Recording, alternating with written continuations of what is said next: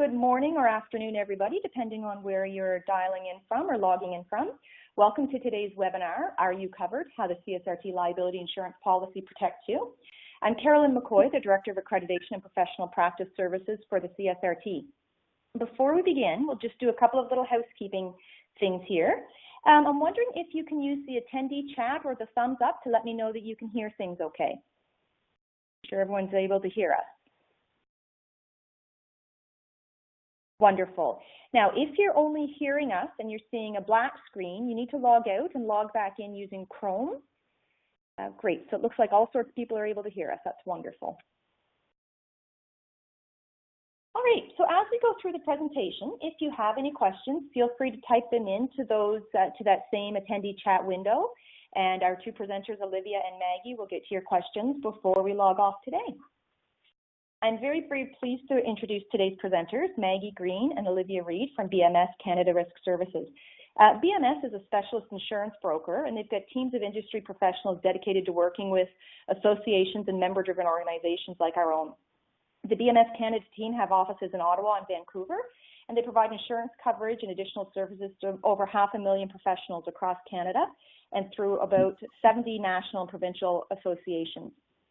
Olivia, Maggie, and the BMS team have been nationally recognized for their progressive member service and renewed approach to working with members across the country. And we're very pleased to announce they've officially become the broker for the CSRT insurance program as of April 1st of this year.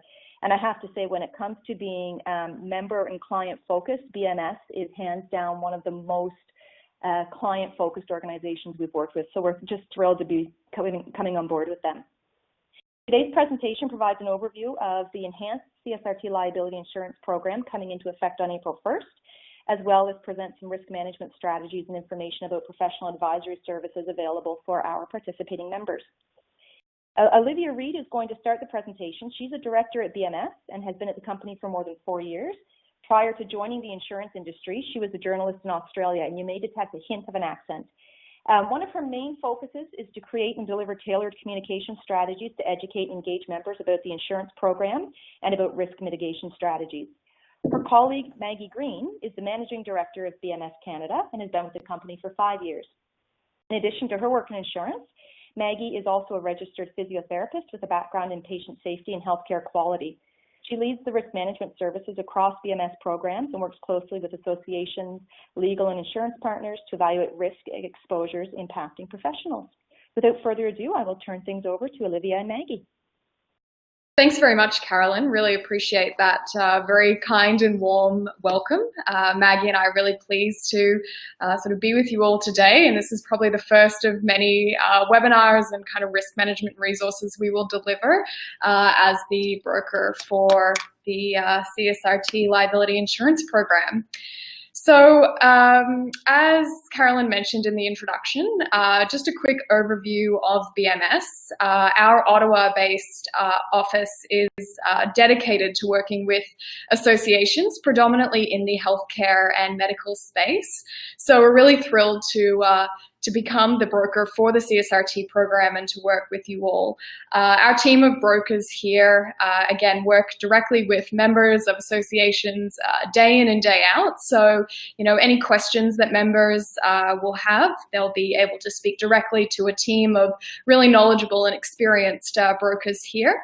And we will sort of deliver everything from, you know, general insurance resources to more kind of evidence-based risk management resources as the program progresses. So a quick overview of today's presentation. Essentially, we're going to have an overview of, you know, why an RT would, you know, need insurance and types of situations that an RT could find themselves in and how their policy could respond. So we'll look at a few examples of civil, criminal, and regulatory claims and complaints that could be made or have been made against RTs in the past in Canada. We'll also give a bit of an overview of the enhancements that BMS have been able to bring to the CSRT liability insurance program. We're really thrilled to be able to, so to say, that coverage is as good or better in every aspect of the program. And so we'll go into a bit more detail about that. And lastly, we'll just go into a bit of additional detail our sort of professional advisory services. So again, that's our team of specialist brokers here at BMS, as well as our legal partners who provide pro bono legal advice services and more.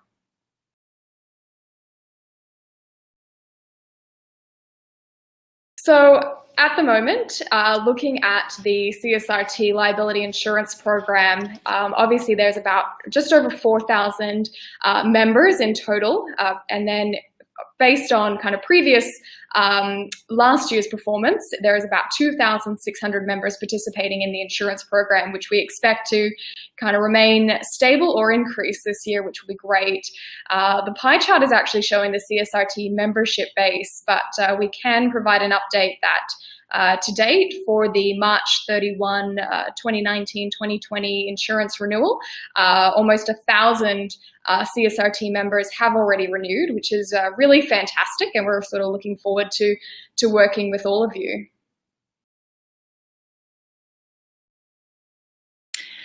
Great. So again, thank you for joining us this morning or this afternoon. It's Maggie. I'm going to take over from here to do the next few slides and talk a little bit about the types of claims that we see across health professional programs, and also the types of claims that are impacting respiratory therapists. The first question that we typically get is, why would someone need professional liability insurance? And it could be a regulatory requirement in your province. It often is across all different health professional groups. And the main reason for that is because when a patient or a client attends a health professional service and gets treatment from a regulated professional, there is a possibility that an injury could take place.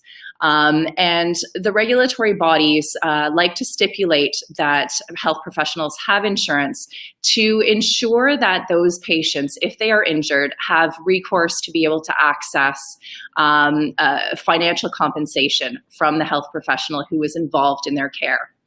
So as a regulated professional, as a respiratory therapist, you can be found legally responsible for these costs, these financial costs associated with any kind of injury that a patient has sustained as a result of your care, either an error, an omission, negligence on your part.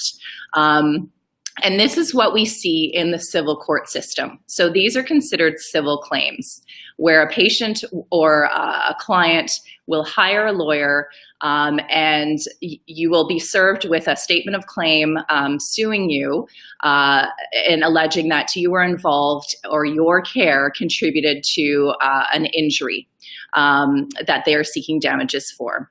So this is the main concern for regulated professionals in terms of professional reputation, financial impact, and so on.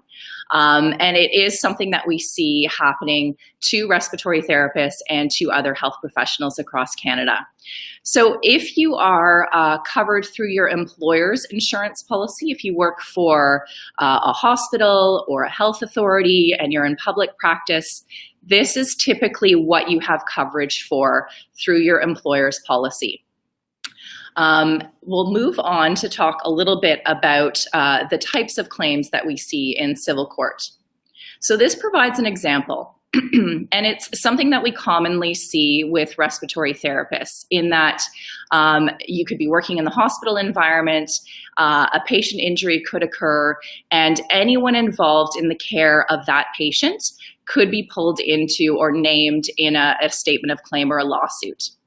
So for instance, in this case, a respiratory therapist was named alongside the nurses and treating physicians by the parents of a young child who sustained brain damage under their care. The lawsuit alleged that the team failed to properly diagnose the young child and treat the young patient, and she suffered a progressive infection that led to ultimately brain damage. This is a true file that took place in Canada, so it's a true example of a claim that occurred in Canada. The patient and her parents ultimately sought damages of $10 million for ongoing care, loss of income, and maintenance. So if you are involved in a circumstance like this, you can rely on your insurance policy to cover the costs of your legal defense and to pay out any damages, patient compensation, or settlement costs that may be awarded to the individual who's been harmed. A few specifics about the policy through the CSRT. You have up to $5 million per claim and $10 million per year to defend and pay costs associated with this type of claim. This is sufficient with respect to all of the history that we have seen across this program, that this type of limit will protect you sufficiently. There are also other types of complaints and claims that could be made involving respiratory therapists, in addition to those civil lawsuits. You're regulated professionals. You have regulatory bodies or provincial colleges that oversee your professional behavior and your ethical behavior and standards of practice. So this is another area where patients or clients or employers can turn to make a complaint about your services. And these are what we call regulatory complaints or college complaints.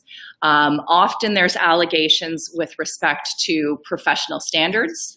There could be allegations that the respiratory therapist behaved in a biased or discriminatory manner towards their patient or towards a family member, and that can be a reason that someone can complain to the regulatory body. There's other common complaints that we see are allegations of consent.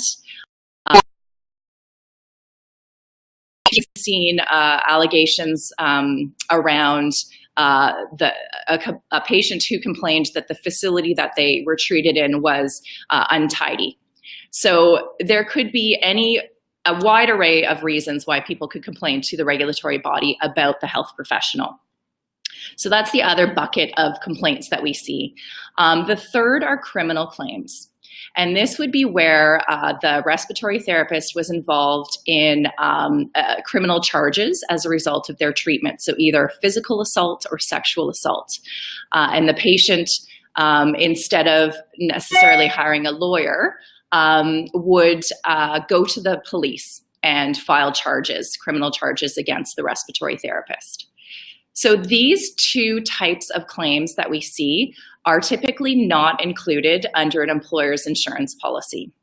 So if you are, relying on your hospital's professional liability insurance policy to protect you against those civil claims that we spoke about earlier, if you face a regulatory complaint or if you're facing criminal charges, most employer insurance policies will not provide coverage for this. And that's one of the main reasons that we see individuals purchase their own professional liability insurance policy. So to provide a bit more detail around a college complaint example, and this is one that we pulled directly from the reports that a regulatory body puts out. So this is a true case of a discipline hearing that took place in Ontario involving a respiratory therapist. So that's another thing to be aware of as well, is that if you are involved in a regulatory or college complaint, there is an increasing push for transparency so that the public becomes more aware of the types of situations that could occur. So often regulatory bodies now are publishing either in their annual reports or in a member magazine, or even in some circumstances through social media about the types of disciplinary hearings that their members or registrants are facing. So in this circumstance, a complaint was made to the regulatory body that the respiratory therapist inappropriately accessed the personal health information of an individual that was not in her circle of care. So this was not her patient, this was not her client, but for whatever reason, she wanted to access that individual's health information. And not only did she access it, but she disclosed that information later to her boyfriend. A complaint was made, and the college investigated the complaint and referred the matter to a disciplinary hearing within the college. So that's kind of another stage of the process. It can be an investigation, and if the investigation, if they find at the college that there are grounds to do a little bit of a deeper dive into that, that can be a referral to a disciplinary hearing. And in this circumstance, the respiratory therapist was found guilty of professional misconduct and of violating patient confidentiality. There are a number of different recourses that a college is able to impose, or conditions they're able to impose on a registrant. In this circumstance, the RT had a 16-week suspension, and she was required to complete an ethics course. And she was also required to pay $1,000 back to the college in terms of covering some of the costs that they would have incurred throughout the investigation and the disciplinary hearing process. So if you find yourself in a circumstance where you are facing an investigation from the college, you have the right to retain legal counsel to defend yourself, even at the onset, where you have a letter perhaps that you receive from the college outlining what the complaint is and the allegations, and you're required to respond to that. You have the right to seek legal counsel to assist you in that response right from the onset and throughout the whole process of the investigation and into the disciplinary hearing. So with the policy available to you through your association, you have coverage for those legal defense costs, and you have up to $500,000 per claim and per year to assist you with those defense costs. So if you find yourself receiving a letter from the college, you would contact us to let us know that that you want to initiate a claim, and the insurer will get involved in hiring a lawyer for you and coordinating your legal defense and paying those bills so that you don't have to worry about being out of pocket to pay for your legal defense. And as we stated kind of earlier, this is often something that is not covered through an employer's policy. So you would be left paying those costs and coordinating your legal defense on your own. Just to provide a little bit of insight into these college complaints or investigations, what we did was we did a bit of a scan as to what the claims activity and complaint activity is in different regulatory bodies across the country. And this is just a snapshot of the investigations that took place in Ontario through the CRTO as recorded in their annual report for 2017-2018. So you'll see that there are complaints that came through from employers, so employer reports. There are complaints that came through from the public, and a number of self-reports, as well as registrar referrals. So we'll just go into a little bit more detail about what those different things are. An employer report has to do with the obligations that your employer has to file a report about their employees who are regulated health professionals. They're obligated to alert the regulatory body if one of the health professionals who practices at their facility is either incompetent or is in any way has any kind of incapacity, either physical or mental, that would impact on their ability to practice safely. Also, if there was a regulated health professional at their facility who has sexually abused a patient or a client, the employer has an obligation to report that to the individual's regulatory body. In addition, if they've had to terminate your employment because of professional misconduct or incompetence or incapacity, that is another thing that an employer would have to report to the regulatory body. So when that happens, the college, whose duty it is to protect the public, must do an investigation. So that's where you see that those employer reports there on the CRTO investigations. The complaints refers to the complaints that come through either from a member of the public or from a patient or client themselves. So those are the types of things that we were talking about earlier. The individual who treated me behaved unprofessionally or was biased or treated me in a discriminatory manner and so on, that type of complaint. The self-reports are things that you as a regulated health professional must alert your regulatory body to. So things like health conditions, either mental or physical, that affect your ability to practice safely, if you've been charged with or found guilty of any offense, or if you've had a finding of professional negligence or malpractice made against you. This is variable depending on the jurisdiction that you practice in. So you would want to make sure that you're aware of your self-reporting obligations to ensure that you do make a report if it's required of you. The registrar's referrals, that could be an example of an individual who failed to participate in a quality assurance program, for instance, and as a result, that launched an investigation into that individual's practice. So the last type of claim that we wanted to speak to you about were the criminal claims. This is an example, again, of a true allegation or a true file where a respiratory therapist had to conduct a home assessment, and the individual who was receiving the home assessment filed criminal charges against the respiratory therapist, alleging that he sexually assaulted her in her home.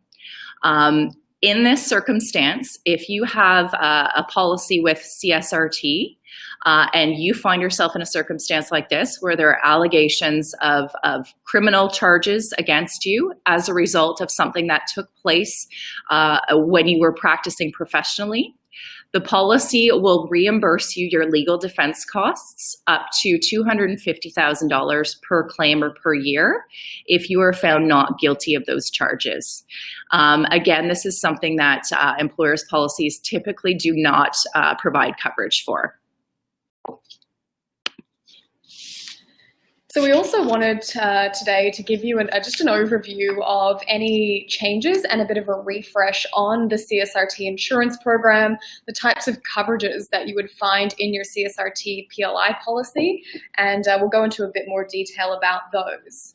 So this is a quick snapshot of the CSRT PLI policy for the 2019-2020 renewal. So I think a couple of the big changes is that all members now have essentially a one option, a 5 mil per year, 5 mil per claim, apologies, and 10 million per year per member, and that's for $49. So obviously historically you're used to kind of a two options, and now we thought that for ease of transaction and to remain kind of at the forefront of coverage across Canada, this is the ideal option for CSRT members. So we've already gone into a bit of detail around the regulatory legal defense coverage that you have, which is $500,000 per claim per year, and the criminal defense cost reimbursements, which Maggie just touched on as well. So in addition to these coverages, there are also other aspects to the policy. Now that includes loss of earnings. So if you are under investigation or defending a claim, you can claim up to $750 per day for any lost wages or loss of earnings during that time. There is also the Sexual Abuse Therapy and Counselling Fund coverage, which I'll go into a bit more detail in the next slide, as well as the cyber and privacy liability coverage, which you have access to. So in addition to these, there is access to pro bono legal advice, and that's provided through our sort of preferred legal partner, Gowling WLG. They are a national law firm who specialize in healthcare litigation, and we will go into a bit more detail about their coverages shortly. Another significant enhancement to the program that we were thrilled to be able to introduce was a 5-year ERP, now automatically included within the PLI policy. And new graduate coverage is available too. So to go into a bit more detail about some of these new and existing coverages, this slide here gives a bit of an overview of some of these.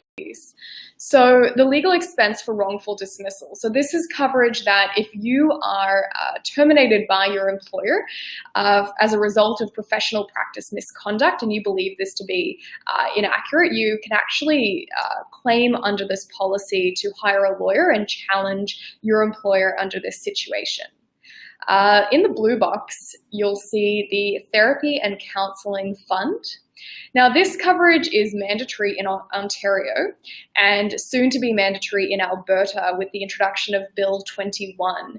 Now, this is where this bill has essentially introduced the options for any patient who alleges to have been sexually abused or assaulted by a regulated health professional. They have access to about $16,000 worth of therapy or counseling, and that is what this coverage goes towards. Some other coverages is the cyber and privacy liability. This is something that's certainly becoming more topical by the day, and sort of healthcare professionals are particularly common targets. And so this coverage, as part of the PLI policy, will essentially help if you've had destroyed or compromised electronic data.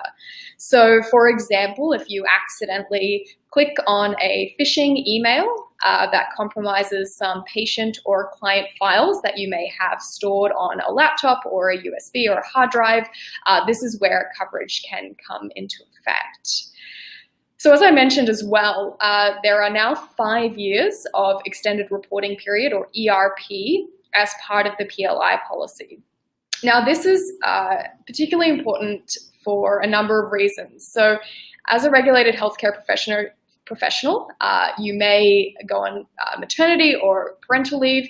You may obviously retire at some point, but you also may discontinue practice at any time. You know, we're seeing now professionals across other programs who are discontinuing and taking an extended absence to travel or to undertake different studies or whatever that may be. So what can happen, though, is a claim can arise from that person's practice several years ago, and they can be named in a statement of claim and have to defend themselves. And we've actually just come up again against a regulated health professional on a different program, having this situation happen to them, and they only had, on a previous program, a 1-year ERP and did not take out additional ERP coverage, and therefore are having to defend themselves out of pocket, essentially. So great news, CSRT members who are participating in the insurance program now have 5 years ERP automatically included within your policy, and for those particularly who are retiring and want to purchase unlimited ERP, it is now a $150 one-off payment, and that will see your sort of runoff coverage continue without a restriction. So just to touch on the professional advisory services that are now available to CSRT members who are participating in the insurance program. So first of all, there is a pro bono legal hotline. So we've just highlighted some of the key inquiries that may arise and that you may utilize this service for. So just to give a quick overview, if you have concerns about conflicts of interest, or you have a practice-related question as it relates to your PLI coverage, you are able to call the 1-800 number on the bottom left-hand side of the screen, and you will be directed to a voicemail service where you'll be asked to leave your name, contact details, and a brief summary of your question. Now, a senior lawyer will return your call within sort of 1 business day, 24 hours, and you will have access to speak to them and to be able to, they will answer any questions that you may have in that respect. So BMS as well, as I sort of mentioned earlier, in the presentation, we have a team of specialist brokers who are dedicated to working with association and members every day. We work with hundreds of thousands of regulated healthcare professionals across the country.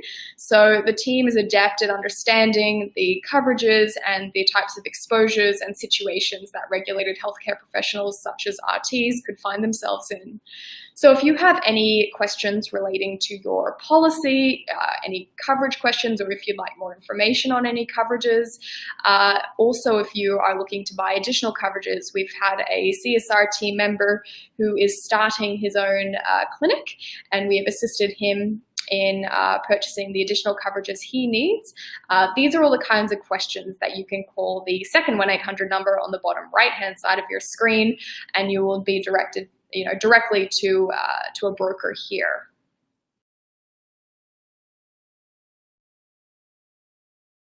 So just a couple of other points that we wanted to touch on today and this is all based on calls and inquiries that we've already had to date from CSRT members. So you are eligible to participate in the CSRT insurance program, even if you have previously had a liability claim made against you or possibly had coverage denied in the past. So there are a number of advantages of being a part of a group program such as the CSRT liability program. And this is where you may be asked to provide some details on this claim purely for the insurer to have on file. But for us, from our perspective, a CSRT member in good standing is eligible to participate in the insurance program. And this, if you have a claim made against you or if you report a potential claim, noting that this is very different. Liability insurance is very different to, say, a car insurance where, you could be penalized the next year because of that. That is not the case with liability insurance programs such as the CSRT. So we highly encourage and recommend, reporting, any claim or potential claim that could be made against you, and you will certainly not be penalized for that. The next point, again, just based on an inquiry we've had already from a CSRT member, is that there are RTs who may be either running a business currently or looking to start their own, and we work with thousands of healthcare professionals who own or operate a small business or a network of businesses and clinics. So if you do find yourself in this situation, whether currently or about to be, please contact one of our brokers. We can certainly provide quotes for your business products, standalone cybersecurity and privacy liability if you're responsible for housing quite a large volume of patient files, for instance, and employment practices liability as well is another commonly sought coverage if you have staff or volunteers or contractors working under you. And so we don't want to, we just wanted to touch on the last thing that, again, resources like this and more, whether they be written or via webinar, we will deliver these throughout the year and ongoing. So if there's any topics as well that you feel that we could benefit from covering or providing more detail on, please always feel free to call or email us, and we will certainly provide resources. But we certainly hope to, do a lot more kind of evidence-based risk management where we can actually analyze claims and complaints made against RTs. Of course, privacy always kept in the highest of confidentiality, but this helps to really mitigate any future risks and exposures that RTs may face, and a component of deliverables that we will provide through this program. So just to finish off, we feel as though that the CSRT liability insurance program is now more comprehensive and cost effective than it ever has been. And for us, we will continue to deliver value and continue to evolve the program. So we keep an eye on any regulatory changes or industry changes that may affect you and ensure that your policy is more than sufficient in all aspects. So you can be assured that, we're continuing to keep an eye on all these aspects, and that you have access to very comprehensive coverage at of course important competitive rates. And so these are just some of our contact details as well. You can contact brokers sort of any time, and we just wanted to as well be able to answer any questions live today, but also feel free to email or call us with questions at any time. Wow, that was a lot of wonderful information. Thank you so much, Olivia and Maggie. Are there any questions before we move on? If you have questions, you can type them into the attendee chat. Just while we're waiting for folks to type their questions in, I had a couple that I tend to get on a fairly frequent basis. One is relating specifically to scope of practice. And I know, Olivia, you and I had a conversation about this on the phone. One of the questions I tend to receive is, how does the insurance company know if I'm working within my scope of practice if a claim is brought before me that I wasn't? Yeah, thanks for that. We get that all the time as well, and across all of our programs. And the way the policies are written is that anything within your scope of practice would be covered by the insurance policy. So the insurance policy is truly written to evolve with scope, because we understand that things change. Perhaps different provinces are at different stages with scope of practice than others. So truly to encompass the full scope of practice, we've worked hard to ensure that that the policies that we are kind of offering to our members will do that and will respond throughout the full scope of practice. So typically, if there's a question as to whether or not the activity was within scope, that would be investigated once the complaint is received and the insurer is now on the file. They will typically look towards the regulatory body and perhaps consult with any experts in the field, because we also understand that there is some fluidity and perhaps standards of practice or typical practice may be slightly different. So there are considerations made to that as well. So in a situation where there may be a medical directive within a facility, how would that be handled in terms of scope? So for example, maybe it's the insertion of a surgical airway in an emergency or during a patient transport, which is at the assist level in our national competency framework. But if there's a local medical directive, would that be considered under the individual scope of practice, assuming they're covered by that medical directive within their facility? So if there's a medical directive and you are able to carry out that act, and the regulatory body in the province recognizes that, then there should be no issues with coverage under the policy if there's a complaint or claim that arises because of that. Does that answer the question? I believe so. Okay. That came from S. Tessier. So Seb, if you have other questions, feel free to type those in. I see Susan Haskell is asking, 5 years of ERP is provided to those who purchase the $49 policy. Yes, Susan, that's correct. So by purchasing the CSRT PLI policy, there is 5 years of extended reporting period automatically included. And for those members whenever that time is right to purchase unlimited ERP, it is a one-off $150 premium charge essentially, and then that is added to their file that they have unlimited ERP. And just to kind of give a little bit more detail about that and how it actually works in practice. If you are discontinuing practice or you're retiring, you have up to 5 years of ongoing protection through your expiring insurance policy. So if, for instance, a year or two after you retire, a complaint or claim comes forward about something that took place or that occurred when you were working, then your insurance policy will respond to events as it would 2 years ago when you had an active policy in place. And that's the case for 5 years following your discontinuing practice. It's not uncommon to see claims and complaints come forward months or even years after an event took place.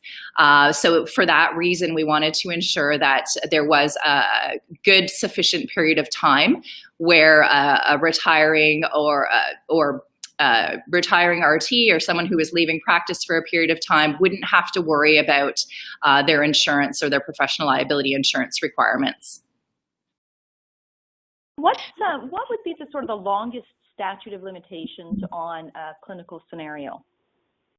It's variable depending on sometimes the province and also your client. So for instance, if you're working with a child or someone who has diminished mental capacity, the statute of limitations could be up to, for a child, for instance, could be up to 2 years after they turn 18. that they would have to kind of bring something forward against you. And then there is some variability around mental capacity as well, individuals with mental capacity issues. Great, thank you. And Seb Tessier said a follow-up question regarding the medical directive. He's wondering if the medical directive needs to be from the regulatory college, or is it enough for it to be recognized by the regulatory college? Yeah, it must be recognized by your regulatory body that you are able to take a medical directive in that manner. If it is something that is a standard of practice in your hospital, but perhaps the regulatory body doesn't have a position on it or hasn't taken a position on it yet, and a claim comes forward because of that, that would be taken into consideration by the insurer. So they would look to what is standard of practice at the hospital in terms of directives, and what do experts have to say about that if there's no position from the regulatory body about that kind of medical directive act. Great, thank you. Are there any more questions for Olivia and Maggie? Again, while we're giving people a chance to type in any questions, another question I've been getting, because we are transitioning to the BMS liability insurance, is if a claim is made based on an event prior to April 1st. So if someone has purchased the BMS insurance effective April 1st, but a claim came in, let's say, from January 2019, would they be covered? So is the member, if they were participating in the insurance program prior to joining BMS, is that? Yeah. Yes. So yes, as you would expect them to be. However, we cannot speak to kind of the previous policy. So that member, up until April 1st, if a member is to be named in a statement of claim or have a regular college complaint made against them, they will need to report that to their as per their process. Their coverage will be assessed, but yes, we are under. We believe that the previous policy, as the BMS policy, is written as long as you are a CSRT member in good standing and you have purchased the policy for that specific year, that you will have coverage for that claim that is made against you. And just to add to that, if the member has as you say, joins the program April 1st and a claim is brought forward based on an action that took place in the past, there is continuity of coverage through the two programs. So as long as they were insured prior, then it doesn't matter that the event or circumstance took place in the past, as long as the claim is brought forward when they have the insurance in place with the CSRT program as of April 1st, there should be no issue with coverage. Great, thank you. Okay, no more questions are coming in, so I'm going to thank you both again for this wonderful presentation. We did record this webinar, and it will be placed on the CSRT site under the member portal. We've recently changed the process to access recordings of CSRT webinars. If you've been to the member portal in recent months or recent weeks, you'll see there's now a video file library, and all of the CSRT webinars from the last 3 or 4 years are now organized on the video library for members. We've also added this webinar to the CSRT credit tracker as an accredited event. So if you search CSRT webinar, all of the webinars from the last 3 or 4 years are there with the certificates that you may want to add to your portfolios. Just a tip, if you are searching in our credit tracker for any CSRT event, it will always start with CSRT, so that may narrow your search down as that list of activities starts to grow. Without any unless there are other questions, we will wrap things up. Thank you again, Olivia and Maggie. This was a wonderful webinar, lots of great information. I appreciate your time. Wonderful. Thank you so much for having us. Thank you, everybody. Have a great day.